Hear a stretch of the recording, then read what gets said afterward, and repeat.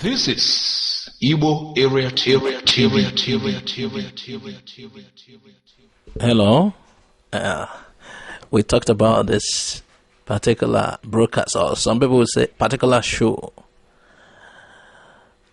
I said, if this is anything to go by, then this is Biafra. Biafra has come. If what I am going to read out to you is anything to go by, Biafra is in our hands. The person who wrote this titled it, "Is this the beginning of the end?" Is this the beginning of the end? Now let's go. The current state of Biafran struggle for self-determination has transcended the level that Nigerian political power brokers can contend with. The case has snowballed into an international matter which is capable of questioning the future of Nigerian state and its sovereignty. The ongoing case between the federal government of Nigeria versus Nnamdi Kanu over the trumped-up allegation that the latter committed treasonable felony, for which he and the 4 others were arraigned at the Federal High Court of the Federal Republic of Nigeria and later alleged to have jumped bail, has taken a new dimension. But as it was widely reported in the Nigerian media and from principal witnesses and the lawyer of the foremost Biafran leader that the security of the state, with all the state security and war apparatus invading the house of the IPOB leader at Afaruku in Abia State with the intention to eliminate him, and in the process state violence was visited on the entire community, where lives were massively lost and the safety of the IPOB leader and his whereabouts was unknown after the military operation. Subsequently, after the above scenario, the court reconvened to continue with the trials, only for the case to get twisted when the court insisted that the leader must appear in court to face trial over the case brought against him by the prosecutor, which is in this case is the federal government of Nigeria. The argument for and against over why the IPOB leader, who later appeared in Israel and have been making series of broadcasting statements on radio on events surrounding how the state and some Igbo leaders conspire with bench to get him eliminated while he is still under the protective bail of the court, of which he had vowed never to appear to again to answer the allegation of treasonable felony placed on him by the Nigerian state, and he continues to vehemently insist that he has committed no crime for which he could be accused, let alone treasonable felony, as what he is agitating for is the freedom of his people under the concept of self-determination and secession, which is well embedded in the Nigerian constitution, extant law, which is the common laws and international conventions, treaties, and conference resolutions. He made series of revelations concerning the Nigerian leadership and how and why he could never get justice in a Nigerian court presided over by a Nigerian judge. Following Nnamdi Kanu's decision not to appear in court again, there has been series of court arguments in which at a point the court was contemplating forfeiting the bail bond of sureties that stood in for his bail, and there were counter oppositions to this intended decision of the court that eventually made one of the sureties suing the judge of the court to another division of the court, seeking for his right to be protected by his court. This action was followed by subsequent Binta Nyako's court ruling to absolve the sureties of any wrongdoings and decided to revoke the bail right granted the IPOB leader and issued a bench warrant arrest against anywhere the IPOB leader is cited and be brought to court to face his trials. This above order of the court was made against all the entities by legal representations of the IPOB and others to present the actual information concerning why their clients could no longer appear in court. Every attempt by the defendant's representatives to present their fact to the court of what the security operative did, which led to the disappearance of the client, was rebuffed by the trial judge. The reaction of the above insistence of the court that the embattled IPOB leader must face trial took a twist when he declared in one of his radio broadcasts on Radio Biafra, London, that he is not a Nigerian and is suing the Nigerian government to a court in the British court, challenging the decision of the Nigerian court to revoke his bail and many other reliefs that he may be demanding to advance the cause of the Biafran struggle.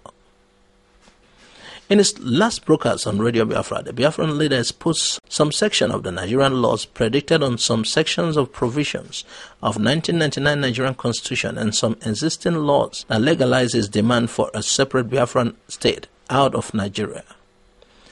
He spoke so confidently about the justiciability of these laws as they are written in black and white, which form parts of the common laws of the Federation of Nigeria, and no court in the country has the powers to assume any jurisdiction concerning these set laws when they are connected to process for demand for outright secession or struggle for self-determination for a separate homeland out of Nigeria, once the process do not contravene the process laid down in the Criminal Code of the Federal Republic of Nigeria. The citation of some of these laws that he cited are: 1. That under the Shagari administration in 1983, there was a law passed by the National Assembly in Lagos during that political era titled the Law of Federation of Nigeria, which enabled any region or people who felt that their political, economic and social cultural operates within Nigeria state to be assisted by the government of the country to freely exit the Nigerian Federation to seek separate homeland where the above deprivation can be redressed. 2. That there was a decree promulgated under the General Babangida administration titled the Laws of Federation of Nigeria, 1990, Cap 10. The above law consolidated the rights of secession and self-determination to any people in parts of Nigeria, which was initially asserted in 1983 laws, can comfortably pull out of the Nigerian Federation with the support of the Nigerian states. 3.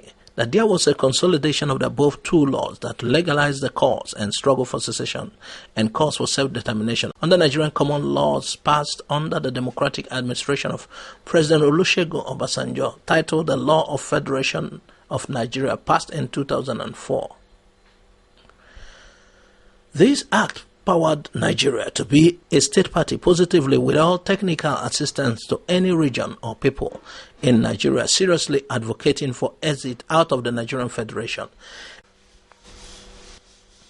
But from all indications, it could be assumed that it is the criminal class, political elites, traditional rulers, and business and corporate professionals along North and South Divide who are the albatross and stumbling block to the enforcement of these above laws to segments and groups who had long rejected the unworkable national unity that has brought deaths, genocide, ethnic cleansing, pains, underdevelopment, poverty, massive uncontained corruption practice within the public and private sectors at all strata of the Nigerian society.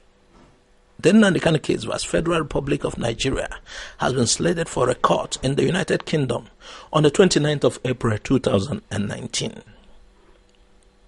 Nigeria's legal representation will be expected to make appearance at the hearings and trials of this historic case. Many paradise boards and hidden secrets which were initially not made known to the Nigerian people will be uncovered under oath, and the legality for demanding for one separate country out of Nigeria will be tested. All Nigerian laws that supported a cause for self-determination in the country will be tested. All international treaties and conventions, both at the international and the regional level, which Nigeria is a signatory to, will be invoked. What amounts to acts of treasonable felony within the context of Nigeria Criminal Code? Why the South and the North be run or criminal code versus penal code system if the country is truly a united federation? And why the federation created by the British should not be urgently terminated? Why the amalgamation document of 1914, if such document existed, must be presented in the British court on 29th of this month, in the UK court, and the legality of such document and its contents having any legal effects of the law-binding consequences further on the remnants of the succeeding generations who are non-victim of such amalgamation. and whether the independence constitutions and the subsequent ones are subjected to popular endorsement of those who were referred as Nigeria via a fallout of and outcomes of popular referendum. All self-determinations and separatists in Nigeria must develop vested interest in the case between Nnamdi Kanu and the Federal Republic of Nigeria later this month in the United Kingdom, and be ready to take their stand over the fallout of the case in question. Our problem as a people started during the time of the British amalgamation in 1914, and it may also be finally settled in the British court once and for all. Now, there is something I want you to note. This material was by a Yoruba man, Makanjola Adegu Mohammed. He titled this material, "Is This the Beginning of the End?" This is possible outcome. This is what might happen. That there is a court case, 29th April, which will decide if Biafra will come out of Nigeria. So we'd like to hear your position on this. Please, we'd like to hear your contributions. What do you think? Thanks for listening to Igbo Area TV. Please subscribe to our YouTube channel for more updates. You can also visit our Facebook page and like the page. You can join our Facebook group, Igbo Area TV. God bless you and bye for now.